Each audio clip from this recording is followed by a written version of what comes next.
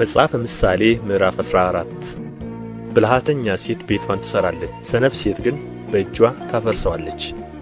በቅን የሚሄድ ሰው እግዚአብሔርን ይፈራል፣ መንገዱን የሚያጣምም ግን ይንቀዋል። በሰነፍ አፍ የትዕቢት በትር አለ፣ የጠቢባን ከንፈር ግን ትጠብቃቸዋለች።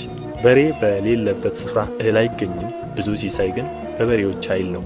የታመነ ምስክር አይዋሽም፣ የሐሰት ምስክር ግን በሐሰት ይናገራል። ፌዘኛ ሰው ጥበብን ይፈልጋል አያገኛትም፣ ለአስተዋይ ግን ዕውቀትን ማግኘት አያስቸግረውም።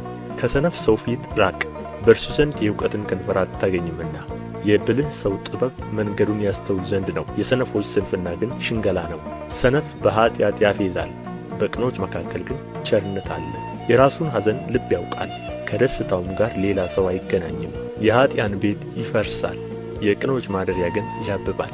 ለሰው ቅን የምትመስል መንገድ አለች፣ ፍጻሜዋ ግን የሞት መንገድ ነው። በሳቅ ደግሞ ልብ ያዝናል፣ የደስታን ፍጻሜ ልቅሶ ነው። ልቡን ከጽድቅ የሚመልስ ሰው ከመንገዱ ፍሬ ይጠግባል፣ ጻድቅም ሰው ደግሞ በራሱ።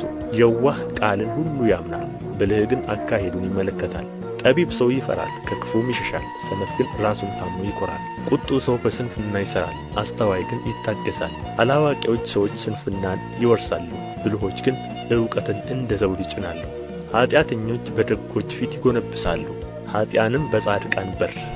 ድሀ በባልንጀራው ዘንድ የተጠላ ነው፣ የባለጠጋ ወዳጆች ግን ብዙዎች ናቸው። ባልንጀራውን የሚንቅ ይበድላል፣ ለድሀ ግን የሚራራ ምስጉን ነው። ክፉ የሚያደርጉ ይስታሉ፣ ምሕረትና እውነት ግን መልካምን ለሚያደርጉ ናቸው። በድካም ሁሉ ልምላሜ ይገኛል፣ ብዙ ነገር በሚናገር ከንፈር ግን ድህነት ብቻ አለ። የጠቢባን ዘውድ ባለጠግነታቸው ነው፣ የሰነፎች ስንፍና ግን ስንፍና ነው። እውነተኛ ምስክር ነፍሶችን ያድናል፣ በሐሰት የሚናገር ግን ሸንጋይ ነው።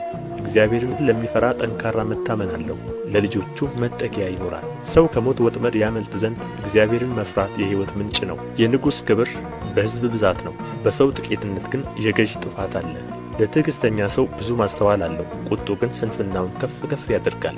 ትሑት ልብ የሥጋ ሕይወት ነው፣ ቅንዓት ግን አጥንትን ያነቅዛል። ድሃን የሚያስጨንቅ ፈጣሪውን ይሰድባል፣ ለድሃ ምሕረትን የሚያደርግ ግን ያከብረዋል። ኀጥእ በክፋቱ ይደፋል፣ ጻድቅ ግን በእውነቱ ይታመናል። በአዋቂ ልብ ጥበብ ትቀመጣለች፣ በሰነፎች ውስጥ ግን አትታወቅም። ጽድቅ ሕዝብን ከፍ ከፍ ታደርጋለች፣ ኀጢአት ግን ሕዝብን ታስነውራለች። አስተዋይ አገልጋይ በንጉሥ ዘንድ ይወደዳል፣ በሚያሳፍር ላይ ግን ቁጣው ይሆናል።